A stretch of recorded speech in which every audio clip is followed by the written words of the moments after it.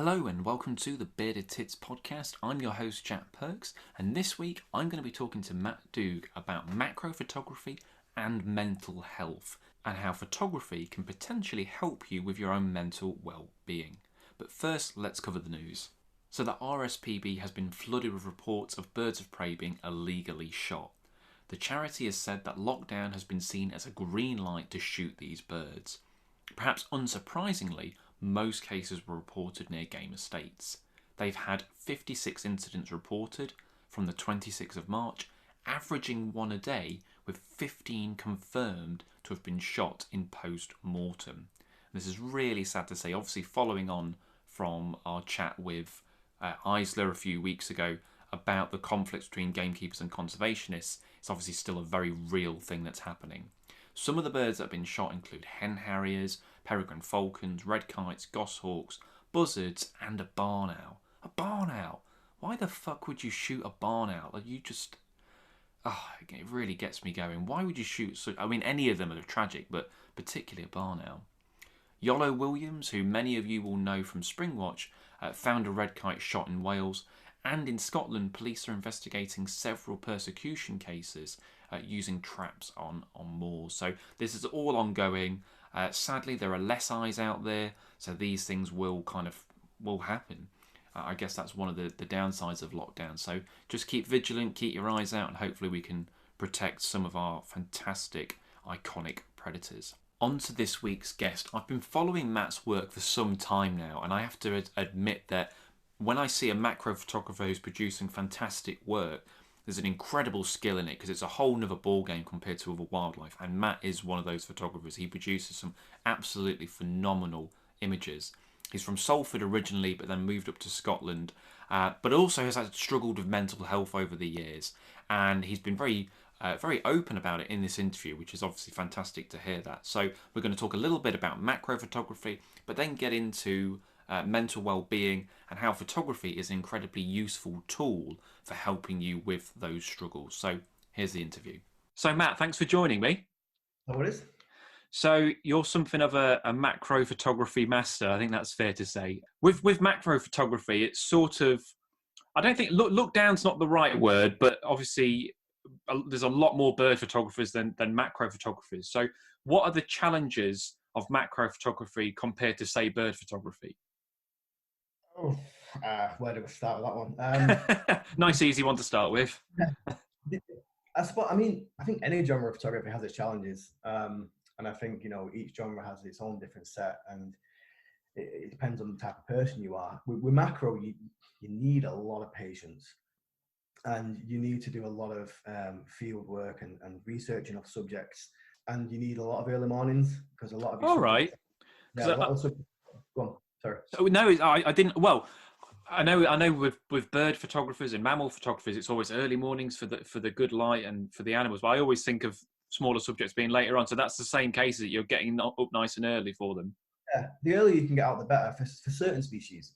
Yeah. So like flies, dragonflies, even spiders. In the morning, as we know, everything's cold and everything's warming up. So they're a lot slower. With macro photography, you're working with such a small depth of field that the slightest movement of your subject and that subject is completely out of your viewfinder. So if those subjects are still, it's a lot easier to get a photograph. And those times where the subjects seem to be slower and stiller is morning and late evening. That's not to say that I don't photograph throughout the whole day, because I do. And I lead a tour every year in Greece, and even at 4:30 in the morning, Greece is really hot and everything's moving. So you don't really have a chance for things to slow down there. So you've got to be quick and you've got to be on the go. So yeah, macro, you're working at such a small depth of field. So you need to have a real keen eye for detail. That's, first and foremost. You need to be able to be stable and still. If you're shooting handheld, I do a lot of my stuff handheld. I say 99% of the work I do is handheld, especially when you're stacking photography. So with the stacking, we're moving back and forwards over the subject, and we need that subject to be still. Any slight movements and you stack, it's completely ruined. So is that in camera or is that software you use afterwards? Well, some cameras offer it in camera, but I prefer to just take my shots consecutively and then stack them in Photoshop. You can use things like Zerine, I think it's Helicon or Helion.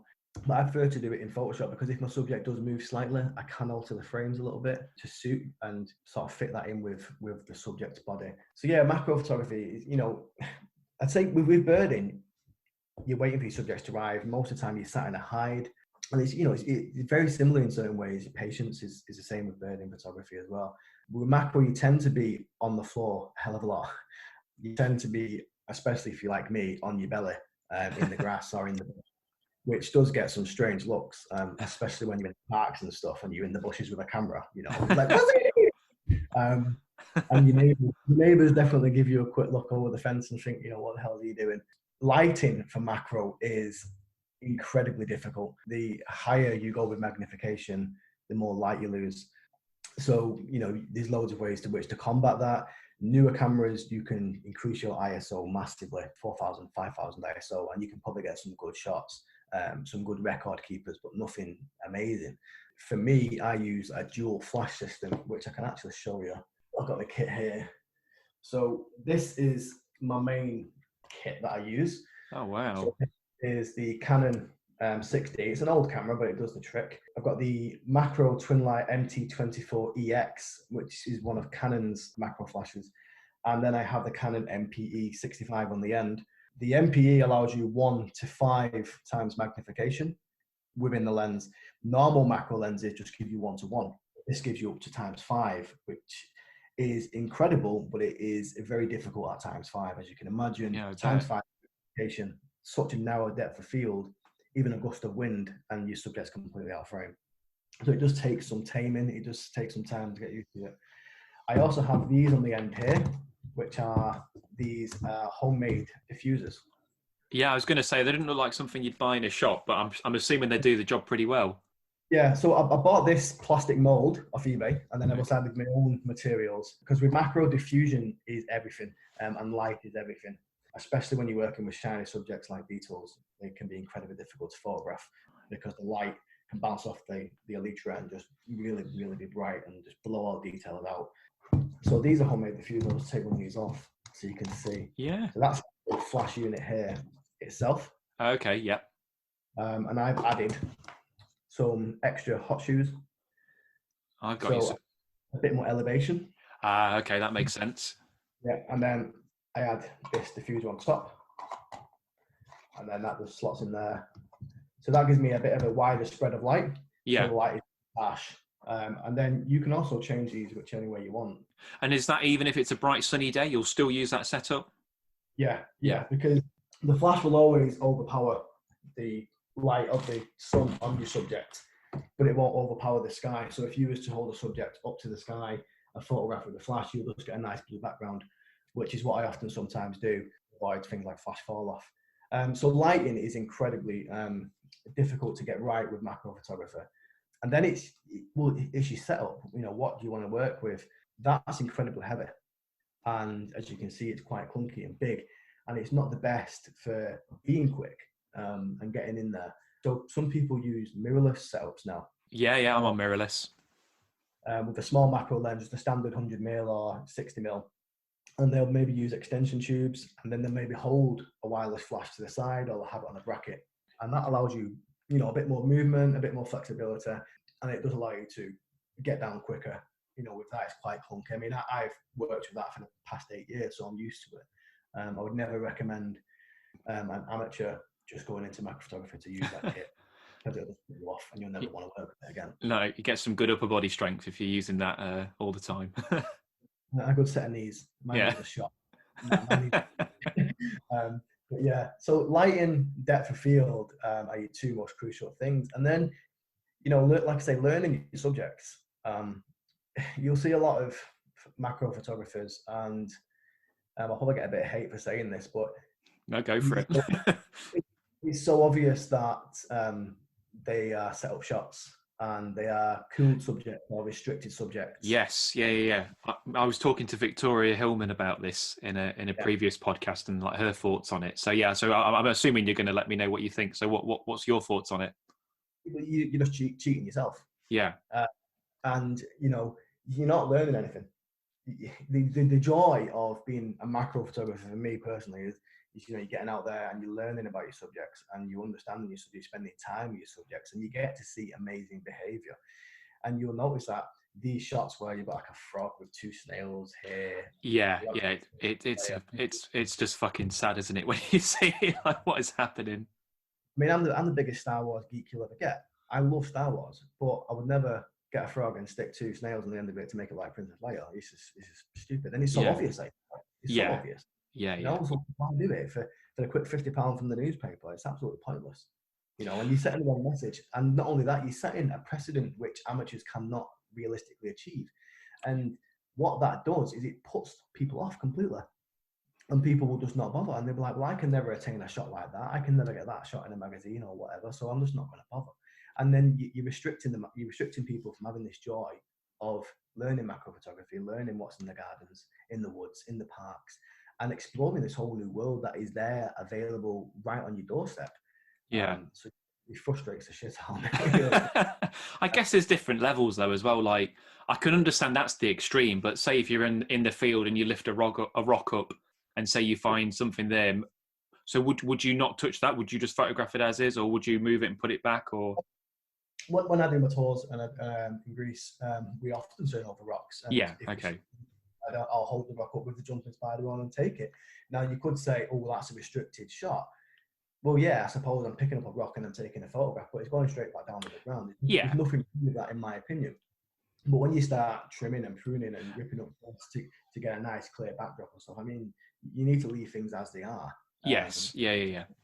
But then there's exceptions, in scientific study. I understand that for scientific study, insects will be cooled and they will be used and dissected and stuff. And that's science. That's something completely different. It's not a photograph. So I think the 1 and 2 are quite, they're very, very different. But yeah, so, if you learn your subject and you be patient enough, you'll be rewarded with great, great shots that are full of behavior, and you might even record new behavior. You might even see new species in your garden. It's all the joy of getting out there and being immersed into this world of macro photography. It's better than sticking an insect in your fridge and then putting it on a piece of a leaf and then feeding it a fruit fly and saying, oh, I got this wild. Just, what's the point? Yeah. No, I see what you're saying, definitely. And I think one thing I'd not really considered when you mentioned it is the patient aspect of macro. I always think of macro as quick and easy, like out, bish bash bosh, done. I would think it mad to sit next to a bush for 2 hours waiting. But why shouldn't you do that? It's exactly the same with other forms of wildlife. So why wouldn't you sit near a flower and wait for the bee or the butterfly or whatever to land? So it makes complete sense what you're saying. And getting it as natural as possible. So you've worked with a huge array of tiny subjects. Are there any that are your favourites? Are there any that stand out for you? Oh yeah, I mean, this is like one of the most popular questions I get asked, and it's always going to be stuff. I've actually got a photo to show you. Okay. Without a shadow of a doubt, I do have a live specimen upstairs. It's one of my pets, but I won't go and get it because it's too remote. Okay. But it's the praying mantis. Oh, now, cool. We don't get them in the UK. But this is a portrait of one of my old pets. Oh, wow. So what kind of mantis is that? That's a cat-eye mantis. So you've got various names: cat-eye mantis, the African stick mantis, and one of the biggest in the hobby. It's roughly about this big when it's adult. On your hand, it's absolutely... So like the size of a hand sort of thing? Yeah, very thin. It's basically a praying mantis that mimics a stick insect, mimicking a stick. Evolution gone bonkers. Yeah, and I just love praying mantis. And I found my first one in the wild in Greece, maybe I think it was 6 years ago. I actually won a competition with a company called Belvoir Fruit Farms, and it was to go on holiday to photograph birds and butterflies. Now, this was the start of my photography career, so I didn't even know these type of holidays existed, for one. And I was like, okay, well, I've won it, so I'll go. And it was probably one of the best holidays I've ever had. And it opened my eyes to what was available and what you can find in the wild. And I was photographing, I think it was a marbled white or something along them lines, butterfly. And it was being very still. Butterflies are not still. And I'm like, this is being unusually cooperative. So I was taking my photos. And it wasn't until I started to like look in the back of the camera. It was see a praying mantis was actually eating the butterfly, and it was just perfectly camouflaged like a piece of grass. So I was like, oh my god, it's a praying mantis! I've never seen something so big. So naturally, I'm like coached it onto my hand, and I had it on my hand for at least 20 minutes, and I was just in awe at this praying mantis, just watching it move around my hand, absolutely amazing. And then I put it back onto this bush, and since then I've kept them as pets, and I do use them for outreach programs as well. So when I go into the school, I take them with me, because most people don't get to see a praying mantis. No. So really, for macro photographers, they should all carry a praying mantis around with them, and then it can catch the bugs for them, keep them still, and that's a great way of getting the pictures. Yeah, well, I mean, this butterfly I was just getting shot, and it wasn't until zoomed in until I realised that half of it was completely missing. Oh, okay, well, that maybe not as good. Yeah. Oh, brilliant. Well, I'm glad you've mentioned your outreach, actually, because you've got this real passion for the smaller inverts, and as part of that, you say you go to schools and you educate children. So what made you want to do that? First and foremost is I never had that as a kid. And growing up where I grew up, it wasn't cool to like insects. It wasn't cool to be interested in any of this type of stuff. I mean, times have changed massively since 15, 20 years ago. But I loved this type of stuff as a kid. And then by the time I got to around about 8, 9, 10, when your peer pressures start, I sort of fell off and fell into a group because it wasn't cool to be interested in this type of stuff. And there was never anybody really there to encourage it, to encourage that passion, to tell me to chase these passions and dreams. So that's one of the main reasons why I do it. The second is we need to educate children now on the importance of the invertebrates and what essential role they play in the world, because without them we'd be fucked. Is that a direct quote, is it? Yeah. And so, when I go into your schools, I'm trying to educate these children, about the importance of what, you can find in your gardens and what's below your feet, and try and inspire them and encourage them to learn and become passionate and want to protect what we have. And, this will snowball into, we talk about climate change, climate breakdown, we talk about conservation, we talk about absolutely everything. And one of my bugbears is spiders with kids. So whenever you get a praying mantis out, the first reaction is the kids are all like, and they're all scared. And it's only until they've held it and they've watched it and looked at it and inspected it that they realise it's completely harmless. And it's my way of trying to get them to understand that you don't have to fear certain things, spiders especially. And this is, it's an inherited fear. It's fear that's come from mums and dads and carers and aunts and uncles and grandparents. It's come from the media. It's come from film. And I think a lot of the disrespect for wildlife and animals starts there. If you see kids just killing a spider, squashing a spider, I think it can spiral. I think it can build, and it can build this disrespect. Well, if I can kill a spider, I can kill anything that's small, and because it's small, it's insignificant, and it means nothing to me. And that type of attitude, it grows and it manifests. And then when they get to teenagers, they'll be throwing rubbish, they'll be doing whatever they want to do. And I think that's where it all starts. So if I can get into school and stop that, teach them to understand these insects and arachnids and love them, then maybe it can change that, and I can break that chain, and I can hopefully build a team of naturalists and conservationists.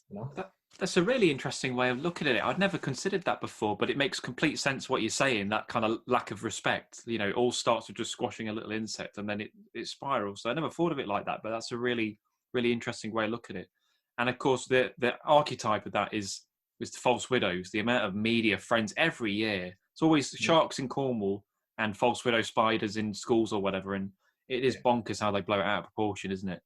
Or murder hornets. That was the latest one. Yes, yeah, I saw that. So they're the Asian ones. Yeah, I mean, murder hornets. What a name. I mean, it's a cool name, murder hornets. But I mean, it's just blown well out of proportion. And then there was a video, I think it was on Facebook, and it was somebody grabbing a handful of these hornets. And they're going, oh, look, they're completely harmless. They don't do anything. And I think it was the males, and I think the males are stingless.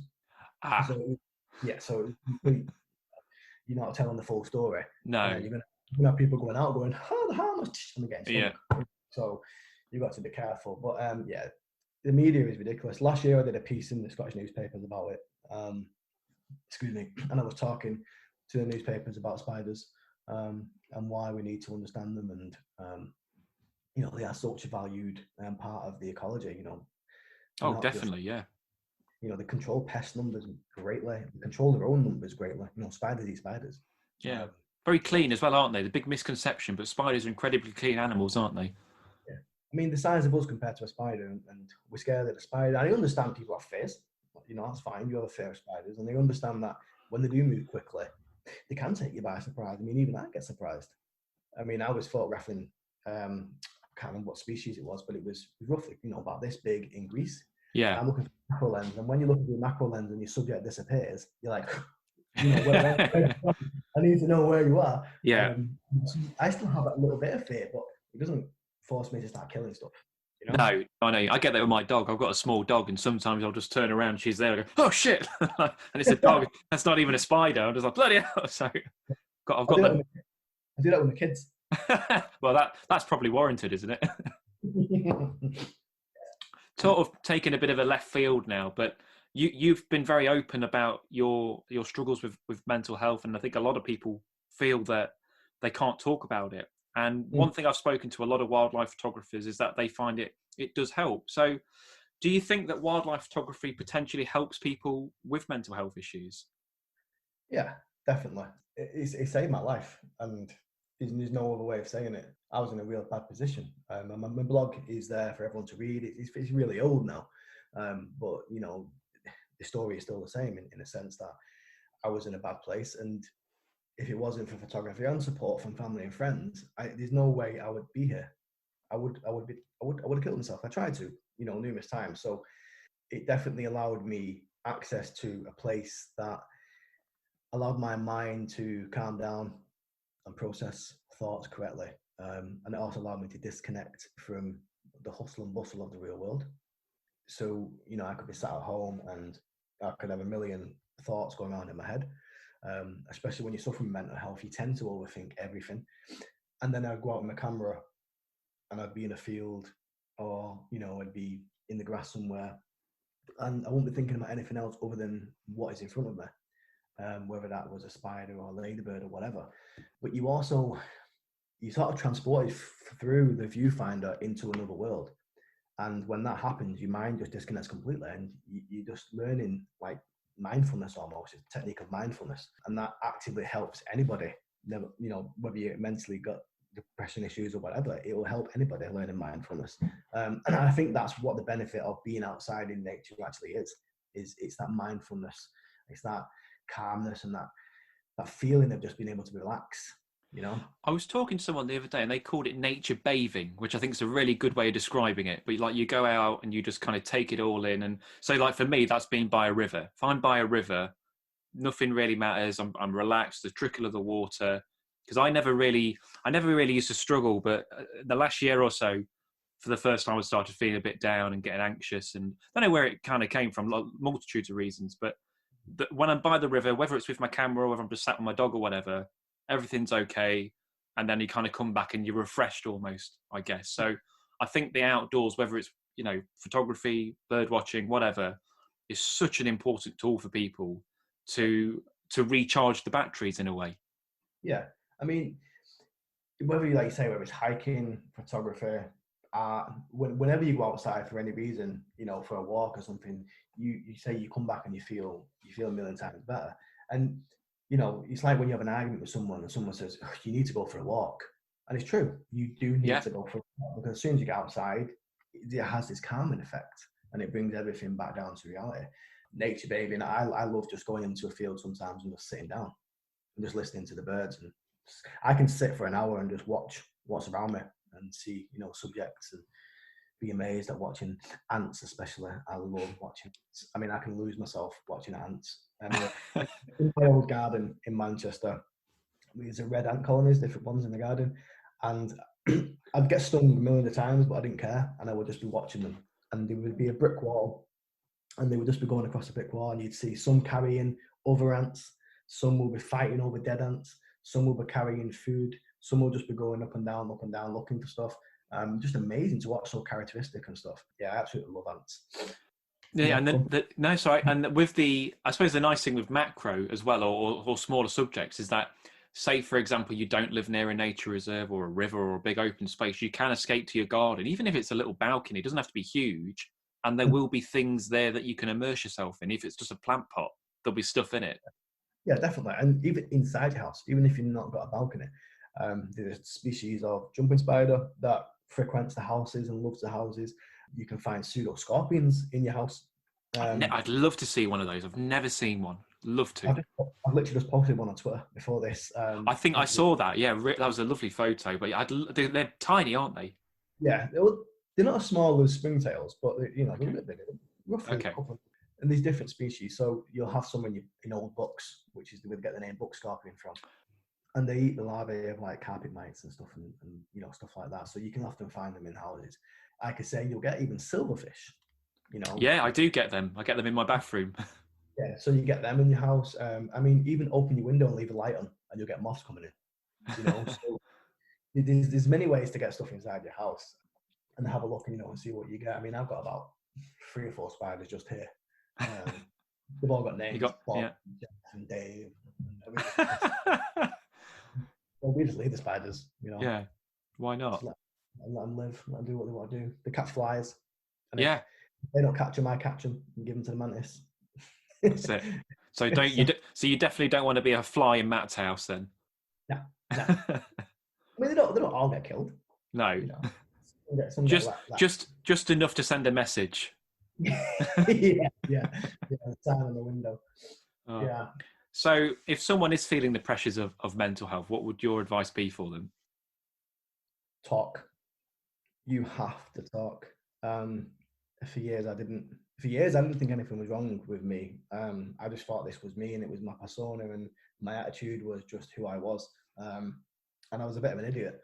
And it wasn't until I started to talk to people that I realized how I was thinking was wrong, and the way I was approaching problems was wrong.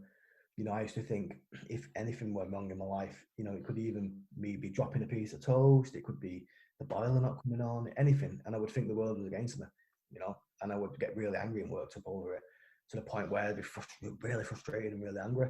And then you can only take so much of that frustration and anger before it starts going inside, and then you start getting really upset and really exhausted and really depressed. So you have to talk to people. It could be a doctor, it could be parents, it could be friends, it could be anybody. Just speak to somebody.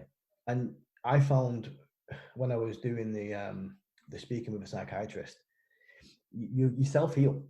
You talk, but you also listen to what you're saying, and then you make sort of headway with what you're saying, and you're like, oh yeah, and you start to work out where you're going wrong and what's happening in your own life and how you can tackle your own problems.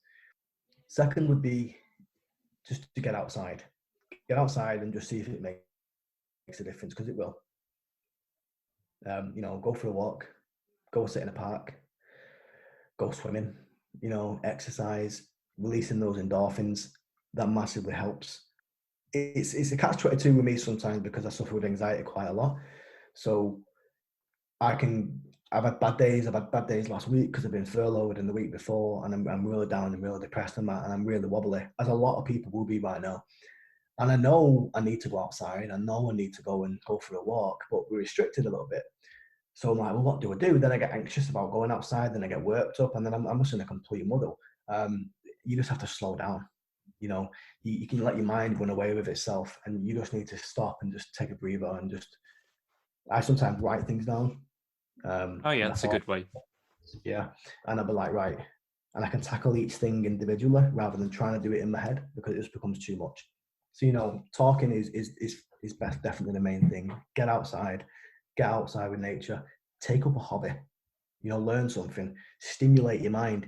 A lot of the time we have these processes and these thoughts going on is because we've got no stimulation, and especially while we're sat at home and people are furloughed and we've got nothing to do, we need some sort of stimulation. So when you were saying you were down by the river and you can hear the river and you can hear the birds, it's stimulating your senses, stimulating your mind. And that is sometimes what we actually do need. We need some sort of stimulation. But taking up art, photography, hiking, even writing, writing blogs, just talking to the internet. When I first started with my recovery, I joined a I joined a forum online called Talk Photography, Yeah, and yeah, I know it. Yeah. I just started talking to people. And even though they were strangers and they were millions of miles away, you could connect with people, and you felt like you could speak to people and be open about people. And then you would begin to actually see that loads of people have similar issues, and loads of people can relate to what you're talking about. And somebody might say something that'll help you, and you might say something that might help somebody else. And before you know it, you're in this little group of people and you're laughing at night. You know, you sat on the laptop and you're having a laugh, and you don't get that when you're mentally ill, because you want to stay inside and just close the doors. You know, so get writing, get on blogs, just try and stay active as well. I guess is it can be hard for a lot of men, because I know what did I read?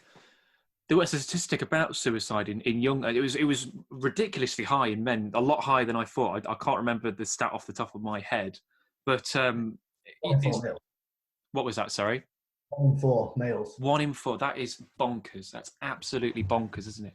And I think it is a case. Sometimes men feel that they can't open up, or they can't share their feelings, or they're going to be scrutinised for it. But it just doesn't, like you say, you've got to talk to someone. You can't keep it all in. No, when I do my outreach programs to the schools, one of them what I do, which isn't sort of photography related, but I bring the photography into it because that's what helped me get over my mental health. But what I'll do is I'll talk to the kids, especially in primary school, about mindfulness and mental health, especially the kids who are transitioning into high school. So just before the COVID kicked off, I was in my daughter's primary schools doing some of these talks.